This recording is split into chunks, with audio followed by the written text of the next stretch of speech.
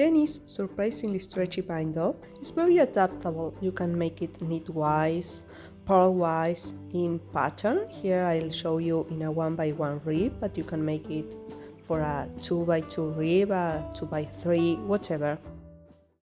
Here I've got a sample in a 1x1 elastic rib that I will use to show you how to do Jeny's surprisingly stretchy bind-off. It is a very simple bind-off that you can easily customize according to your pattern.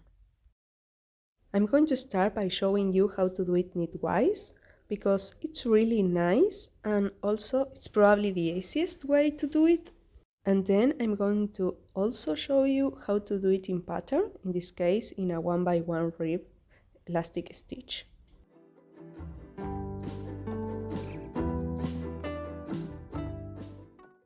To start, you simply knit the first stitch, as you will normally do. But before knitting the second stitch on your left needle, you go and you do a yarn over. Then you go and knit the next stitch on your left needle. You will have 3 stitches on your right needle. For the most traditional bind-off, you normally only have 2. To bind off, you will pass both the second and the third stitch over the first stitch on the right needle, until you only have 1 loop on your right needle. Then, before going to knit the next stitch on the left needle, you do a yarn over.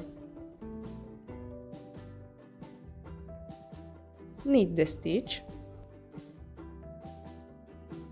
And you have 3 loops on your right needle again. Pass the second and the third stitch over the first stitch on your right needle. Before knitting a new stitch, you always do a yarn over.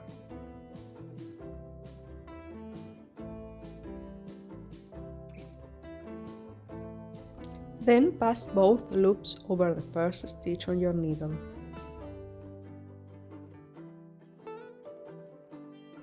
Yarn over, then knit the next stitch, bind off, and so on.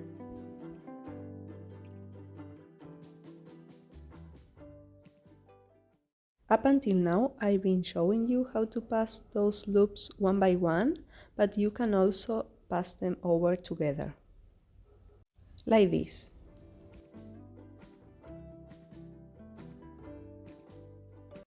Jeny's surprisingly stretchy bind-off makes for a nice and thick elastic edge. And when it's done knitwise, it also matches the Chinese waitress cast-on. So keep that in mind if you want matching borders. To do Jeny's surprisingly stretchy bind-off in pattern, you have to look at what is the next stitch that you have on your left needle. We have a knit stitch, so we'll do a yarn over and knit that stitch. Then pass the second and third loop over the first stitch on the needle. The next stitch is a purl, so we'll have to change the way that we do a yarn over. Coming from below the needle, going to the back and then to the front again. Then purl the next stitch.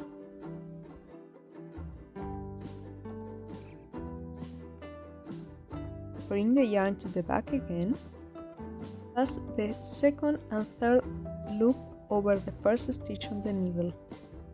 The next stitch is a knit, so to do the yarn over, go over the needle and end with a yarn at the back.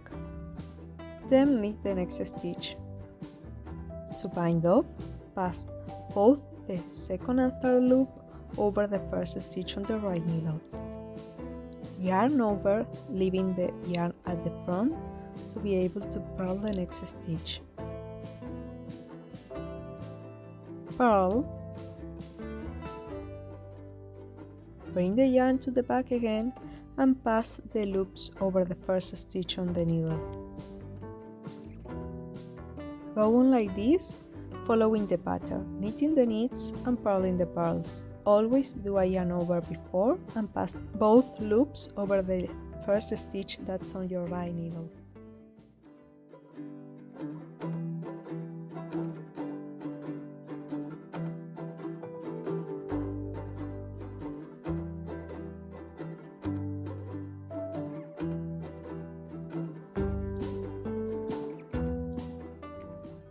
And here it is, Jeny's surprisingly stretchy bind off.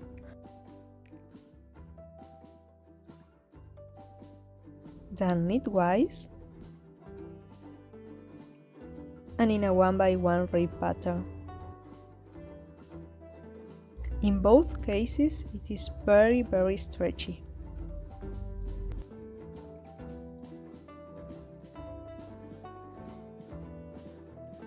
When you do it in a rib pattern, you get more of a zigzag effect, and when it's just knitwise or purlwise, it is a very straight and neat border.